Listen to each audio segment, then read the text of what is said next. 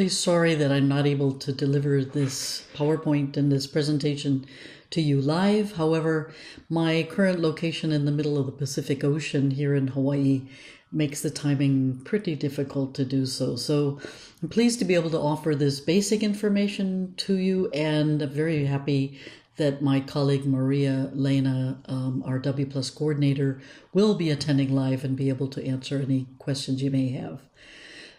We'd really like to thank the organizers for inviting WOCAN to speak to this webinar audience on gender, the key to unlocking transformational change in forest climate finance. This is a topic very near and dear to our hearts, for which something we've been working on ourselves for quite a long time. So it's really wonderful to see this come to fruition. I'm going to speak particularly about WOCAN's own work in this field and focus these days, which is on how we can scale impact for both gender and climate using something called the W Plus standard.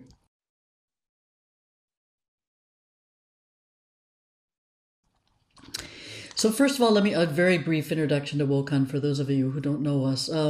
We have, I would say these days, we're 17 years old as a global network, but we have this rather unique niche, which is we work on both capacity building and technical assistance for gender integration and women's leadership in forest and other climate sectors. But I'm a forester by training, and forestry has always been a fundamental sector in which we're involved.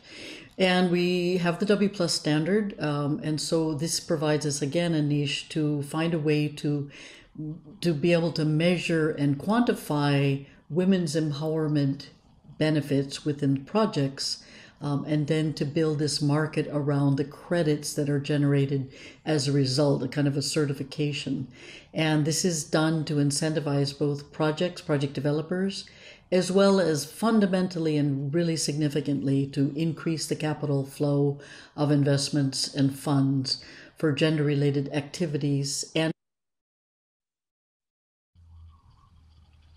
WOCAN's purpose is to advance women's empowerment and collective action to tackle climate change, poverty, and food insecurity within these enabling environments. And we do so throughout our network and opportunities that come up. We're a network now of about 1,400 members in 114 countries. All of us have expertise in gender, forestry, water resources, and things more technical, and come at gender from that technical perspective. We also have selected members, some of you can see in this photo, who are what we call our core associates from around the world. These are mostly doing training, some research, and also providing technical expertise and backstopping for the W Plus applications.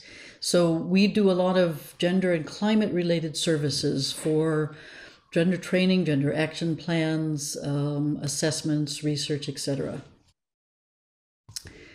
We do these kind of things for capacity building. We've worked for, most recently we just finished with Pakistan's Red Plus program. We wrote gender action plans for that. We've done the same thing for GCF in 2 countries. Forest Carbon Partnership we offered for 2 countries in Africa. When we offered through Zoom, we offered our gender integrated planning course recently. Also working in renewable energy and climate smart agriculture. But these are the kinds of activities we're increasingly being requested to provide help with. We think that this results in this increased effectiveness and gender equitable benefit sharing, not just gender action plans. I think this is something we would like to put a focus on now. The gender equitable benefit sharing is a really key aspect of all the RED related programs. It is just starting, I think, to get its due recognition for this. It's both within projects, but as you know, there's more and more talk about nature-based solutions and investments from private sector as well. There's a lot of opportunities now that didn't exist a few years ago. We believe that particularly in forestry, and particularly because of the RED model, it's pretty easy to talk about results-based payment for ecosystem services. We can also do this around carbon credit generating projects. So the idea here is for projects that are generating carbon emissions reductions, we can work with them to, if they're also generating benefits for women, it's possible for those projects to simultaneously use both standards to measure at the same time and come out with something called a W plus labeled carbon credit, or a W plus labeled carbon offset, if you want to use that term. This meets the market demands that are growing all the time. We're hearing more and more about how companies and other buyers of carbon units are looking for ways to do so that produces community benefits, or in a way called social co-benefit.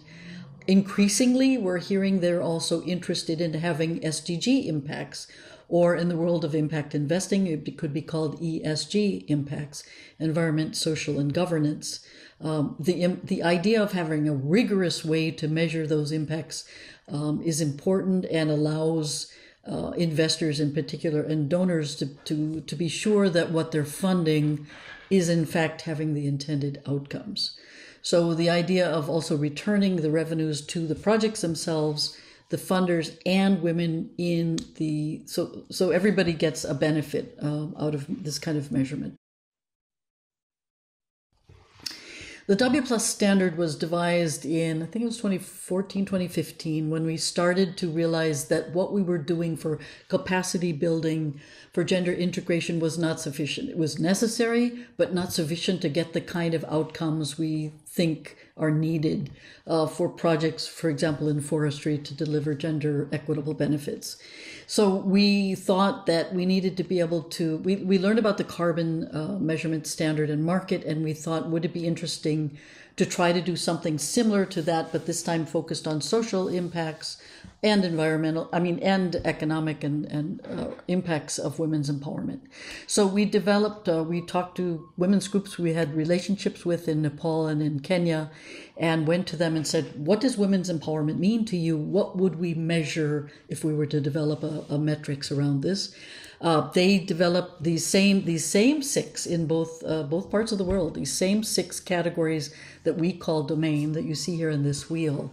So we then took those six and we designed a methodology using qualitative and quantitative data to be able to come up with a number to quantify the impacts in each of these six areas. So we have those existing methodologies. Once a project goes through the project of measuring from baseline to monitoring along those, at least one, not necessary to do all six.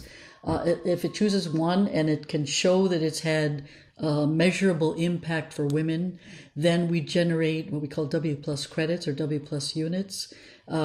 These, as I said, can be stacked onto or labeled onto a carbon offset or a carbon credit, but it is not necessary to do so. They can be used for any kind of project, development project, or environment project.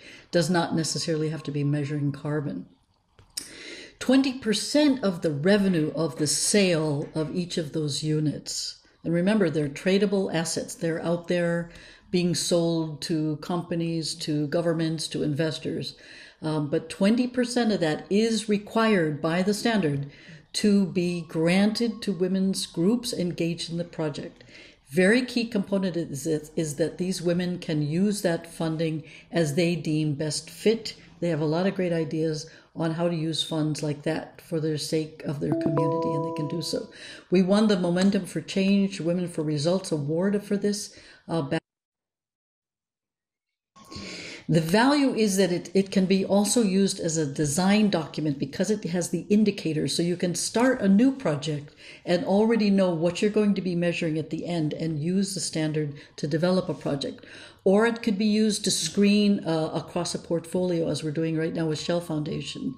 A lot of funders want to see which of the things they're funding are actually having a performance that's significant, so they can use it in that way.